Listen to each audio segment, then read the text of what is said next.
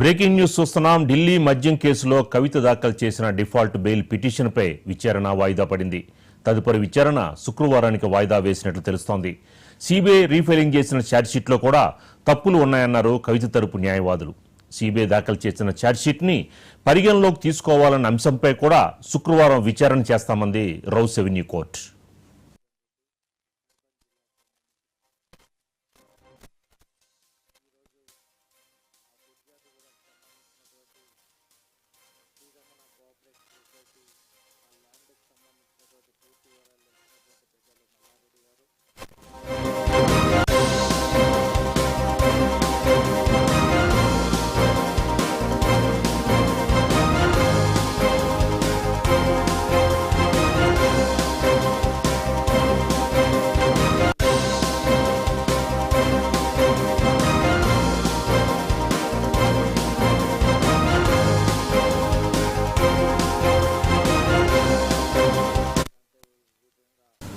ఢిల్లీ మద్యం కేసులో కవిత దాఖలు చేసిన డిఫాల్ట్ బెయిల్ పిటిషన్పై విచారణ వాయిదా పడింది. తదుపరి విచారణ శుక్రవారానికి వాయిదా వేసింది.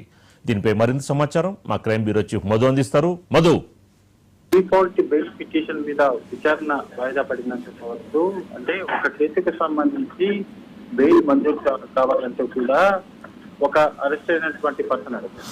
సో ఈ నేపథ్యంలోనే ఇప్పుడు డిఫాల్ట్ అంటే ఆటోమేటిక్ గా ఈ కేసుకు సంబంధించి జరిగిన పరిణామాలన్నీ కూడా పూర్తిగా కంప్లీట్ అయిపోయినటువంటి నేపథ్యంలోనే న్యాయపరంగా కావాల్సినటువంటి డిఫాల్ట్ బెయిల్ ఏదైతుందో ఆ బెయిల్ పిటిషన్ మంజూరు చేయాలంటూ కూడా కవిత పిటిషన్ దాఖలు చేశారు. ఢిల్లీ మద్యం కేసులో అరెస్ట్ అయినటువంటి కవిత ఈ పిటిషన్ అయితే దాఖలు చేయడం జరిగింది. అయితే దీని అంతటికీ కూడా వచ్చే శుక్రవారానికి వాయిదా వేస్తూ కూడా ధర్మాసనం అయితే ఆదేశాలు జారీ చేశారు.